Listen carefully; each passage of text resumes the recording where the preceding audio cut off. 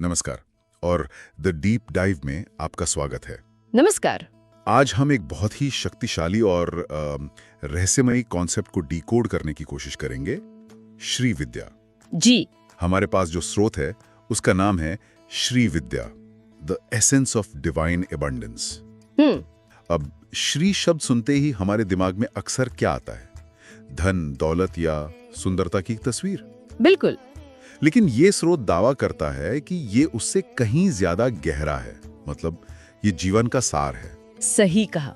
तो चलिए आज इसी गहरे रहस्य की परतों को एक एक करके खोलते हैं और समझने की कोशिश करते हैं कि आखिर ये श्री तत्व है क्या। बिल्कुल। तो इस चर्चा की शुरुआत एक बहुत ही छोटे लेकिन जबरदस्त विचार से होती है। स्रोत की एक पंक्ति है जो सीधे मुद्दे पर आती है। बस केवल श्रीम बीज को समझना होगा। श्रीम। हाँ, श्री नहीं, श्रीम, एक बीज मंत्र। ये सुनने में तो बहुत आसान लगता है, लेकिन इस किताब का कहना है कि ये एक शब्द अपने आप में विलक्षण है, अनूठा है। और इसका एक ज्योमेट्रिक रिप्रेजेंटेशन भी है, शी यंत्र। जी। मैंने इसकी तस्वीरें देखी हैं, बहुत कॉम्प्लेक्स ज्योमेट्रिक पैटर्न्स होते हैं। जी, होते हैं। तो क्या ये सिर्फ एक सिंबल है या इसका कोई प्रैक्टिकल यूज भी है? मतलब जब स्रोत कहता है कि इसमें ब्रह्मांड की विद्याएं छुपी हैं, तो इसका आसान भाषा में क्या मतलब हुआ? ये बहुत अच्छा सवाल है, क्योंकि यहीं से सारी गुत्थियां सुलझनी शुरू होती हैं। देखिए, श्री यंत्र को आप एक तरह का कॉस्मिक ब्लूप्रिंट। Cosmic blueprint? हाँ, या कह लीजिए ब्रह्मांड का नक्शा। ये सिर्फ एक तस्वीर नहीं है, बल्कि ऊर्जा के प्रवाह का एक डायग्राम है। अच्छा। और जब स्रोत श्रीम बीज मंत्र की बात करता है, तो वो कह रहा है कि इस एक ध्वनि में वो सारी रचनात्मक ऊर्जा मौजूद है जिससे ये पूरा ब्रह्मांड बना है। अरे वाह! और इसी सिलसिले में एक और फैसिनेटिंग बात सामने आती है, वो ये कि इस एक बीज मंत्र के अंदर समस्त कलाएं, यहाँ तक कि षोडश कलाएं भी मौजूद हैं। षोडश कलाएं? ये एक और भारी भरकम शब्द आ गया। इसका क्या मतलब है? 16 कलाएं, ये कौन सी कलाएं? बिल्कुल, 16 दिव्य कलाएं। इसे आप परफेक्शन की 16 स्टेजेस या a full spectrum of divine qualities कह सकती हैं। अच्छा। इसमें सिर्फ गाना बजाना या चित्रकारी जैसी कलाएं नहीं है, बल्कि जीवन जीने की कला, मुश्किलों से निकलने की कला, आनंद में रहने की कला, सब कुछ शामिल है। मतलब हर चीज।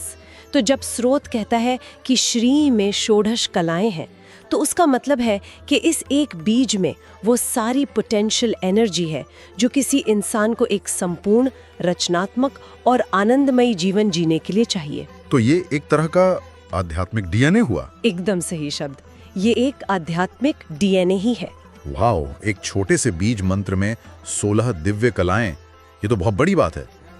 तो मान लीजिए कोई इस श्री मंत्र के सार को सच में समझ लेता है, तो उसकी लाइफ में प्रैक्टिकल लेवल पे क्या बदलाव आता है? Does it make them invincible? स्रोत क्या बताता है? इनविंसिबल तो नहीं, लेकिन रिजिलियंट जरूर बना देता है। Resilient, हाँ। इस किताब में एक बड़ी खूबसूरत तस्वीर खींची गई है। वो कहते हैं कि जिसके जीवन में श्री खिल जाता है, तो हजारों दुश्मन सामने खड़े हों, तब भी वो व्यक्ति गुनगुनाता रहता है। अच्छा। लोग उसकी दिन रात आलोचना करते हैं और वो मुस्कुराता रहता है। दुनिया पूरी कोशिश करती है कि उसका जीवन दुख से भर जाए, लेकिन वो हार नहीं मानता। ये तो एक तरह की अनशेकेबल इनर जॉय हुई। बिल्कुल, एक ऐसी मानसिक और आध्यात्मिक अवस्था जहां बाहरी केओस आपकी भीतरी शांति को भंग नहीं कर सकता। ये सुनने में तो लगभग सुपर ह्यूमन लगता है। क्या हमारे पास इसका कोई ठोस उदाहरण है, कोई कहानी जिससे हम इसे बेहतर समझ सकें? बिल्कुल है, और स्रोत ने भगवान श्री कृष्ण का एक बहुत ही पावरफुल उदाहरण दिया है। हाँ। जरा इस सीन की कल्पना कीजिए। एक तरफ जरासंध है जो अपनी पूरी सेना लेकर बार बार युद्ध करने आ रहा है। माहौल में तनाव है, खतरा है। हाँ। और दूसरी तरफ कृष्ण क्या कर रहे हैं? वो बंसी बजा रहे थे। वो बंसी बजा रहे। उनके जीवन में एक से बढ़कर एक परेशानियां हैं, बड़े बड़े असुर उनके पीछे पड़े। हाँ। लेकिन इस सब के बीच भी उन्होंने रास रचाने का, आनंद मनाने का समय नहीं छोड़ा। सही बात है। यहाँ जो सबसे फैसिनेटिंग बात है वो ये है कि इस किताब में इसे सिर्फ एक पौराणिक कथा की तरह नहीं दिखाया गया है। अच्छा। इसे एक प्रेरणा, एक साइकोलॉजिकल टूल की तरह पेश किया गया है। संदेश ये है कि हे मनुष्य, तुम्हारे जीवन में भी ऐसी कला खिल सकती है। मतलब ये परेशानियों से भागना नहीं है? बिल्कुल नहीं, ये उनके बीच रहते हुए भी अपने आनंद और अपनी क्रिएटिविटी को जिंदा रखना है। मुझे जो बात सबसे ज्यादा स्ट्राइक कर रही है वो ये है कि दुनिया में चाहे कितना भी केओस क्यों ना हो, आप अपने अंदर का आनंद, अपनी बंसी बजाना नहीं छोड़ते। हाँ, ये तो आज के जमाने के लिए एक बहुत ही रेलेवेंट आइडिया है। ऑफिस का प्रेशर, दुनिया की बुरी खबरें, इन सब के बीच अपनी खुशी के दो पल ढूंढना। आपने एकदम सही पकड़ा। इसे आज के कॉन्टेक्स्ट में सोचें। आपके ऑफिस में डेडलाइन का प्रेशर है, दुनिया में बुरी खबरें चल रही हैं, लेकिन आप 10 मिनट निकालकर अपना फेवरेट म्यूजिक सुनते हैं या किसी बच्चे के साथ खेलते हैं। स्रोत के अनुसार वो 10 मिनट का प्योर जॉय भी श्री का ही एक रूप है। It's about finding that inner flute amidst the noise. ठीक है, तो कृष्ण के पास एक क्षमता थी। स्रोत बताता है कि उनके पास राधा जी के रूप में स्वयं श्री मौजूद थी। जी, ये श्री का एक बाहरी स्वरूप हुआ। तो क्या इसका मतलब ये है कि हमें इस ऊर्जा के लिए किसी बाहरी सोर्स पर डिपेंड रहना पड़ता है? शुरुआत में ऐसा लग सकता है, लेकिन फिर ये किताब तुरंत एक यू टर्न लेती है। अच्छा। और हमें याद दिलाती है कि ये शक्ति सिर्फ बाहर नहीं, हमारे भीतर भी है। स्रोत की पंक्तियां बहुत साफ हैं। हमारे भीतर कुंडलिनी के रूप में स्वयं श्री विद्यमान है। कुंडलिनी? और एक और खूबसूरत बात, मनुष्य नर नारी के मध्य में प्रेम श्री के रूप में विद्यमान है। तो ये ऊर्जा हमारे शरीर में एक पोटेंशियल एनर्जी के रूप में और हमारे रिश्तों में प्रेम के रूप में पहले से ही मौजूद है। कुंडलिनी, ये एक और बड़ा आध्यात्मिक शब्द है। अक्सर सुना है पर ज्यादातर लोग इसका मतलब नहीं जानते। क्या आप इसे आसान भाषा में समझा सकती हैं? जरूर। आप कुंडलिनी को एक सोई हुई कॉइल्ड एनर्जी की तरह समझ सकती हैं। हमारे शरीर में रीढ़ की हड्डी के सबसे निचले हिस्से में एक जबरदस्त शक्ति का स्रोत है। एक पर्सनल पावर प्लांट की तरह? बिल्कुल, एक पर्सनल पावर प्लांट जो एक्टिवेट होने का इंतजार कर रहा है। ज्यादातर लोगों में ये जीवन भर डोरमेंट यानी सुप्त अवस्था में रहता है। श्री विद्या जैसी साधनाएं इसी सोई हुई शक्ति को जगाने का एक तरीका है। तो जब स्रोत कहता है कि श्री हमारे अंदर कुंडलिनी के रूप में है, तो उसका मतलब है कि वो डिवाइन अबंडेंस, वो रचनात्मकता, वो आनंद, वो सब हमारे अंदर पहले से ही है। बस उसे जगाने की जरूरत है। बस उसे जगाने की जरूरत है। ये तो माइंड ब्लोइंग है। मतलब हम बाहर जिस चीज को ढूंढ रहे हैं वो असल में हमारे अंदर ही एक पावर प्लांट की तरह मौजूद है। जी। तो फिर सोर्स हमें आगे क्या करने को कहता है? यहीं पर स्रोत हमें एक प्रैक्टिकल स्टेप लेने के लिए उकसाता है। वो कहता है, इसलिए तुम इस श्री का वास्तविक प्रयोग जानो। मतलब ये सिर्फ एक फिलोसॉफिकल आइडिया नहीं है? नहीं, बिल्कुल नहीं। ये कोई ऐसी चीज नहीं जिसे सुनकर भूल जाना है, बल्कि एक टूल है जिसे इस्तेमाल करना है। एक मिनट, स्रोत ये भी कहता है कि श्री से जीवन के सारे अभाव भरे जा सकते हैं। ये सुनने में तो किसी मैजिक वॉन्ड जैसा लगता है। हाँ, लगता है। क्या स्रोत ये भी बताता है कि ये प्रोसेस काम कैसे करता है, या ये सिर्फ एक दार्शनिक विचार है? नहीं, ये एक प्रोसेस है। स्रोत के मुताबिक जब आप श्री विद्या के मार्ग पर चलते हैं और इस आंतरिक ऊर्जा को जगाते हैं, तो आप जीवन को एक अलग नजरिए से देखने लगते हैं। कैसे? आपका अभाव का, कमी का एहसास मिटने लगता है। और ये सिर्फ पैसे की कमी की बात नहीं है। अच्छा। प्यार की कमी, खुशी की कमी, आत्मविश्वास की कमी, ये सब भी अभाव है। जब आप अपनी आंतरिक पूर्णता से जुड़ते हैं, तो ये बाहरी कमियां आपको परेशान करना बंद कर देती हैं और धीरे धीरे जीवन में वो चीजें आने लगती हैं जो आपके लिए सही हैं। तो ये एक तरह से सेल्फ फुलफिलमेंट का रास्ता है। बिल्कुल। तो ये श्री आखिर है क्या? स्रोत इसके कई पहलू बताता है। ऐसा लगता है कि ये कोई एक चीज नहीं बल्कि कई गुणों का संगम है। हाँ, और यहीं पर बात और भी दिलचस्प हो जाती है। स्रोत श्री को कई तरह से डिस्क्राइब करता है। ये अलौकिक है, ये पूर्णता है, ये आनंद है। ये बातें तो समझ आती हैं। हाँ, लेकिन फिर एक शब्द आता है जो थोड़ा चौंकाता है।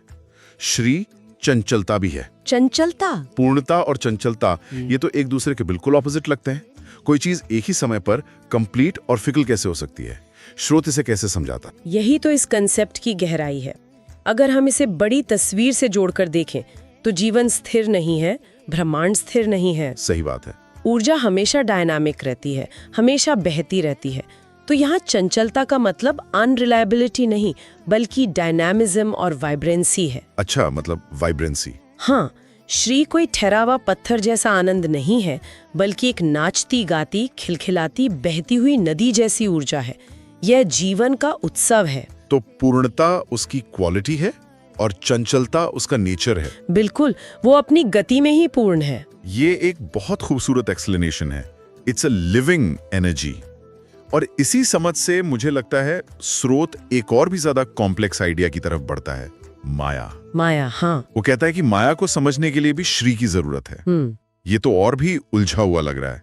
मतलब माया जो हमें भ्रम में रखती है, उसे समझने के लिए भी उसी दिव्य ऊर्जा की जरूरत है। बिल्कुल, और यह इस पूरी चर्चा का शायद सबसे गूढ़ हिस्सा है। स्रोत का एक असाधारण कथन है। क्या वो कहते हैं? माया को माया के तरह ही जानना है, मायामय होकर ही जानना है तो भी श्री चाहिए, और माया को यदि माया से मुक्त होकर जानना है तो भी श्री चाहिए। एक मिनट, इसे थोड़ा और खोलते हैं। मायामय होके जानना और माया से मुक्त होकर जानना, इन दोनों का क्या मतलब है? इसे एक वीडियो गेम की एनालॉजी से समझते हैं। ठीक है। मायामय होकर जानना का मतलब है गेम के अंदर रहकर एक प्लेयर की तरह गेम के नियमों, उसकी चुनौतियों और उसके पुरस्कारों को समझना। इसके लिए भी आपको स्किल चाहिए, इंटेलिजेंस चाहिए, यानी एक तरह की श्री चाहिए। और माया से मुक्त होके जानना? उसका मतलब है गेम से बाहर आकर एक प्रोग्रामर की तरह उसके सोर्स कोड को समझना कि ये गेम बना कैसे, इसके पीछे का लॉजिक क्या है। अच्छा। इस परम सत्य को जानने के लिए भी एक बहुत ऊंची चेतना, एक गहरी इंसाइट यानी श्री चाहिए। तो मतलब चाहे आप दुनिया में रहकर सफलता पाना चाहते हो या दुनिया से परे जाकर सत्य को जानना चाहते हो, दोनों ही यात्राओं के लिए जो ईंधन है वो श्री ही है। ये कोई ऑप्शन नहीं बल्कि एक फंडामेंटल रिक्वायरमेंट है। तो इन सब तत्वों को जानने के बाद लक्ष्य क्या है? स्रोत कहता है तो फिर देरी किस बात की? मतलब वो हमें सिर्फ जानकारी इकट्ठा करने के लिए नहीं कह रहा, बल्कि एक ट्रांसफॉर्मेशन की ओर इशारा कर रहा है। वो कहता है कि श्री तत्व को ऐसे जानना है कि तुम उसमें ऐसे रम जाओ, ऐसे घुल जाओ कि तुम्हारा संपूर्ण अस्तित्व ही श्रीमय हो जाए। श्रीमय हो जाए। हाँ, ये श्री को जानने के बारे में नहीं, बल्कि श्री हो जाने के बारे में है। और ये श्रीमय होने का परिणाम क्या होता है? स्रोत उसका भी एक बहुत आकर्षक चित्र खींचता है। क्या होता है? जब कोई व्यक्ति श्रीमय हो जाता है तो वो स्वाभाविक रूप से सौंदर्यवान और रूपवान होता है। यहाँ बात सिर्फ फिजिकल लुक्स की नहीं है। अच्छा। उसके शब्दों में एक आकर्षण आ जाता है, उसकी प्रेजेंस में एक चमक होती है, उसका दिल प्रेम से भरा होता है, और सबसे जरूरी और सबसे महत्वपूर्ण बात, वो अपने आप में पूर्ण महसूस करता है। उसके जीवन में कमी का, अभाव का भाव नहीं रहता। ये एक आंतरिक पूर्णता है जो बाहर भी झलकती है। ये वाकई एक अद्भुत अवस्था है। तो अब सबसे बड़ा सवाल, इस अवस्था को, इस श्री तत्व को पाया कैसे जाए? क्या ये सिर्फ कुछ चुनिंदा लोगों के लिए है? नहीं। स्रोत यहाँ हमें एक रास्ता दिखाता है।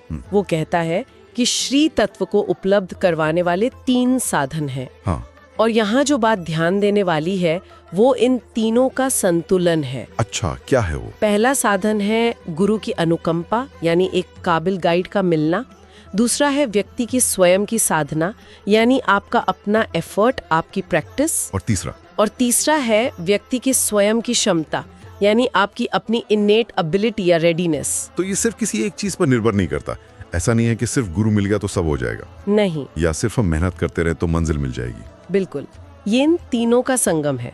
गुरु का मार्गदर्शन आपको सही रास्ता दिखाता है, आपकी अपनी साधना आपको उस रास्ते पर चलाती है, और आपकी अपनी क्षमता, और आपकी अपनी आंतरिक क्षमता ये तय करती है कि आप उस ज्ञान को कितना ग्रहण कर पाएंगे। जब ये तीनों चीजें एक साथ मिलती हैं, तब वो रहस्य खुलता है जिसे स्रोत श्री विद्या का अनूठा रहस्य कहता है। तो ये एक मल्टी डायमेंशनल पार्ट है। बिल्कुल, जिसमें बाहरी मदद, व्यक्तिगत प्रयास और आंतरिक तैयारी तीनों की बराबर की भूमिका है। तो आज की इस बातचीत को अगर मैं समेटूं, जी, तो हमने श्रीम बीज मंत्र की गहराई से शुरुआत की। जी। फिर भगवान कृष्ण के उदाहरण से समझा कि कैसे जीवन की उथल पुथल के बीच भी आनंदित रहा जा सकता है। हमने ये भी जाना कि श्री की शक्ति कहीं बाहर नहीं, बल्कि हमारे भीतर ही कुंडलिनी और प्रेम के रूप में मौजूद है। बिल्कुल। और अंत में हमने इसे पाने का त्रिस्तरीय मार्ग भी देखा। गुरु की कृपा, अपनी साधना और अपनी क्षमता। जी, हमारी आज की ये गहन चर्चा स्रोत के अंतिम पंक्तियों के साथ समाप्त होती है, जो कहती हैं, अभी इस विराट रहस्य में इतना ही। ओम नमः शिवाय। प्रणाम। इस चर्चा को समाप्त करने से पहले मैं एक विचार छोड़ना चाहूंगी जिस पर मनन किया जा सकता है। हाँ, जरूर। स्रोत में श्री को पूर्णता, आनंद और जीवन का सार बताया गया है। ये सभी गुण एक तरह की स्थिरता और स्थायित्व का आभास देते हैं। सही है। लेकिन साथ ही उसे चंचलता भी कहा गया है, जो गति, प्रवाह और परिवर्तन का प्रतीक है। ये तो विरोधाभास लगता है। तो यहाँ एक दिलचस्प सवाल उठता है, कोई व्यक्ति अपने जीवन में श्री के इन दो विपरीत लगने वाले गुणों, पूर्णता और चंचलता के बीच संतुलन कैसे बना सकता है? अच्छा सवाल है। क्या सच्ची पूर्णता किसी एक जगह स्थिर हो जाने में है, या फिर उस सतत, जीवंत और चंचल प्रवाह में बहते रहने में है, जो जीवन का असली सार है? शायद। स्थिरता और चंचलता एक ही दिव्य तत्व के दो अविभाज्य पहलू हैं।